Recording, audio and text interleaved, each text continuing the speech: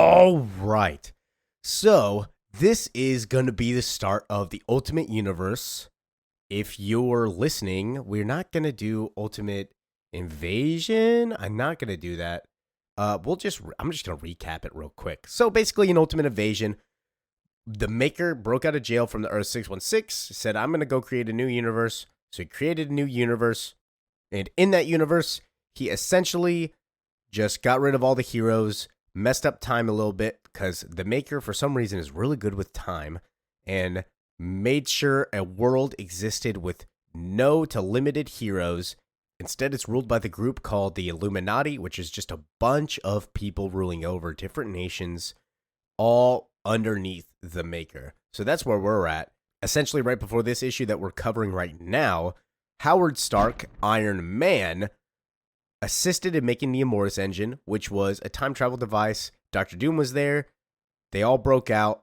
The Maker is trapped in a time chamber for 18 months to 24 months, somewhere around that time. I can't really specifically remember. But yeah, so we're going to hop in. We're meeting the Ultimates now. This is Ultimate Universe one shot. 2 weeks ago, the city was sealed, trapping the Imperator of Earth, the Maker, inside. Now, in his absence, a quiet war is breaking out across the planet to shape what will happen to his kingdom. Some want control, some want to free it. So we pick up with what of the Ultimates now? We have Dr. Doom, who is Reed Richards of Earth 6160. That is the new Ultimate Universe. And Tony Stark, Iron Lad. But they're coming across what seems to be a jail cell. Complicated technology here in Asgard, but if the floor plan and schematic we attained on arrival are correct, it should be here. However, if this were me, I would disguise my intentions, lie about what's inside, because you never know who's watching. So they're going to break somebody out of jail. Hey, can you hear me? Who is that? It's Thor! Go away. I don't want food nor drink. I desire company or conversation. For I have nothing to say, nothing you should want to hear. In accordance with the law, my great shame, I've been branded as a traitor. And Dr. Doom says, well, I'd be happy to let you know that I'm something of a lawbreaker myself, but I'm free and righteous, here to throw you out of here. And he says, I'm only here to free one man, though. If that particular man is the god of thunder and lightning. I am he, I am Thor. So we're building up the Ultimates. Not the Avengers, the Ultimates. So they break Thor out. And Thor says, I have to grab something before we go. And Iron Lad says, do you think he knows about the ship we're talking about? It's a bleeding edge prototype. What can navigate both space and imaginary space? So the question is, what's better than our billion-dollar spaceship? And I will say, as much as I'm a D1 hater of Iron Man, I actually kind of like Iron Lad. I do like this version of Iron Man. I can't say anything bad about him yet. So he's pretty cool in my book. Does it pay me to say that? No, because as long as they're written good, I'll like them. He's pretty cool so far. I just hate Iron Man, though. But Thor walks into the chamber. Mjolnir is here. The prisoner is free. And who is that? None other than Lady Sif. Odinson, out and about, is not in accordance with what we agreed to and what was arranged. Yet, it seems you're once again craving both the stick and the correction of what it comes with it. Thor replies, Lady Sif, I only want what is mine. I'll be on my way. How so, son of Asgard? The royal prisons are not my domain. I'm not warden.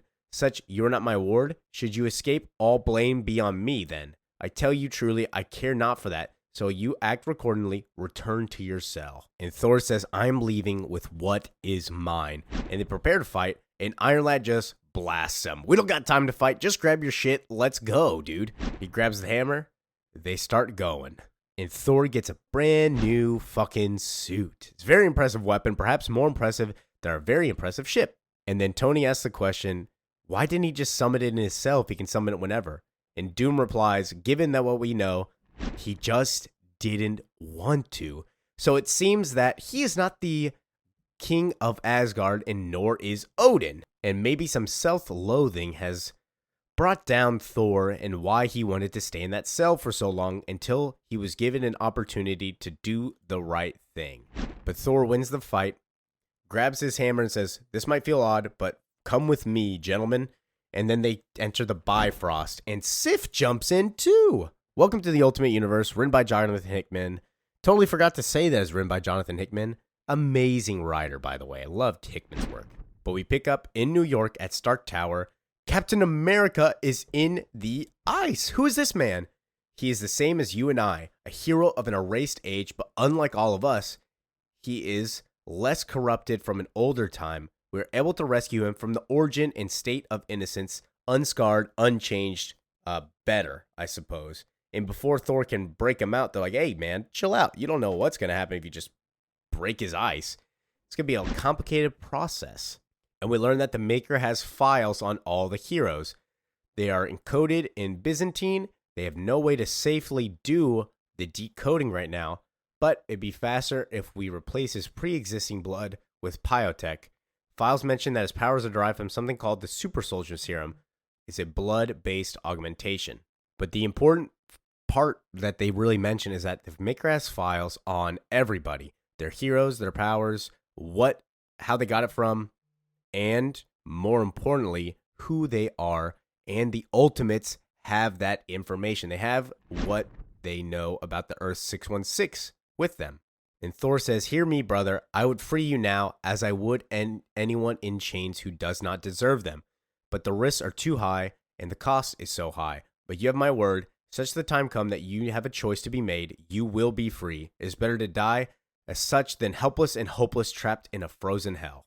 And we see who joins them. Sif joined them. Promising freedom when you don't have your own seems disingenuous, Thor. So it seems that he is still a prisoner just because by the fact that Sif is the warden. But Tony gets into the big crust of what their cause is. The point of what we're doing and what we're arguing is that everything you say is actually just a lie. The world is not the way it should be. And I think you should help us fix that. For example, Thor is not supposed to be your prisoner. He's supposed to be your king. And I guess Thor didn't hear this scoop before he joined, because he goes, what do you mean? I'm a king? Well, you want the long or short version. And so Doom steps up. The ruler of this earth, our imperator, is a man called the Maker. While he is trapped inside his future city, we're presented with the opportunity. We can change the world back into the way it's supposed to be. You have to understand, this is the heart of the matter. He is from a different universe. He arrived here with a specific mission to erase this world's heroes from existence. He's able to do this by denying them the circumstances and events that would transform them into what they're supposed to be. And he was able to do that because he arrived in our universe with the knowledge and history of his Earth's heroes. And we see the Maker staring at a memory log of Earth 616 of what he has done to everybody. And you could just look at his list of what he's done. So like first, Jim Hammond, deceased. Steve Rogers, undefined. We don't know yet. James Buchanan Barnes, deceased. Robert Grayson, inactive. Thor, inactive. Howard, captive. So he's got a list of what he's already done to them. Which, by the way, this list is definitely wrong.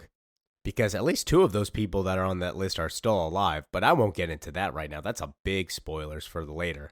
But Doom gets into how he knows is because when he was captive and a tool for decades, he stole the files. I know what he knows. And Tony says, you were supposed to be king of Asgard. Instead, he helped your brother Loki kill your father, steal your birthright. He ruined your future, and not just yours, but many people like you, like us. We want to set things right. Will you help us, please?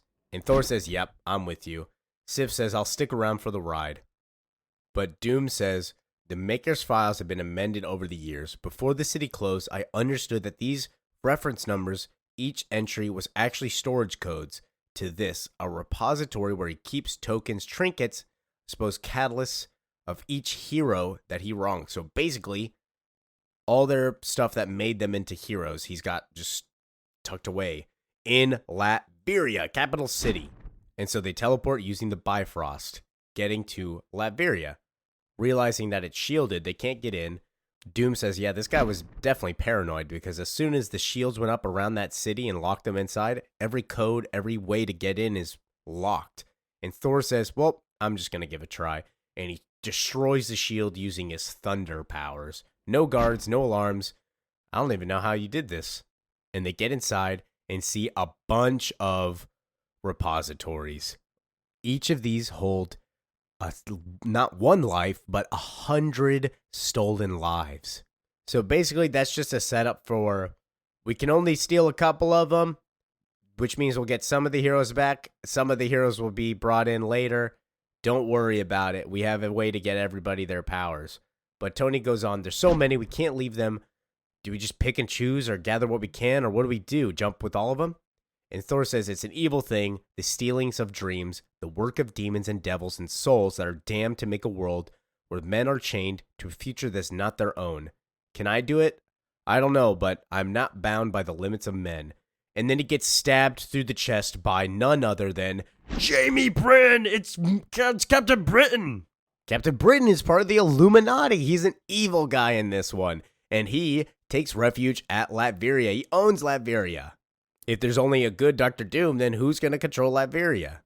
But Tony steps up. I know who you are and the secret rulers that you have done. It's going to end. And he says, well, who's going to end it? Who are you? Oh, you are Tony Stark. They know him because they kept a close watch on Howard Stark. So Tony blasts him in the face and he's like, you got to get us out of here. We got to go. So they only take one repository box. But we need to get Thor healing. They put him up into the little safety area, and Doom opens up one of the devices. It appears that all of these are preserved cryogenically so that we can have all the catalysts safe and around. So essentially all of them are going to be good forever. Jamie calls the Illuminati, and he's like screaming, they broke in. Stark and his companions broke into the castle, escaped with some of the Maker's stuff. And Hulk, who is gray, says, the dad is locked in the city. Well, no, it's not the father, it's the son. Huh, that's very interesting. We regret the loss of your eye, Captain, but I see a path forward. The boy has given us North America. He gave us a way out. So they fire a giant canyon from space, and Tony's suit starts going off. Jamie Britton says, what's the way out? Well, committing an acts of a tyrant or worse, those of a terrorist.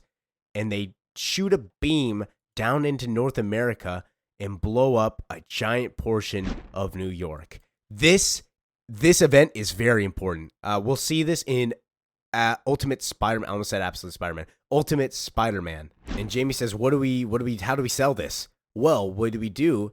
What we always do. We tell lies so that it's inconceivable, that are fabricated, false, and we cover just enough so that we can sell it. And we put Stark's name all over it. We are the ones who are in control of the machines, but there's only one family who built them.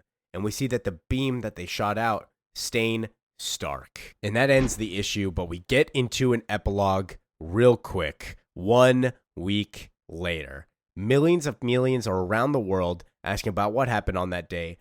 For right now, all we have are questions. Thousands remain missing. We have no physical evidence of remains. Local interment agencies, including GPS, digital IDs, and other forensic data, have been so able to create a database of unfortunate souls who may have been the blast radius of this attack.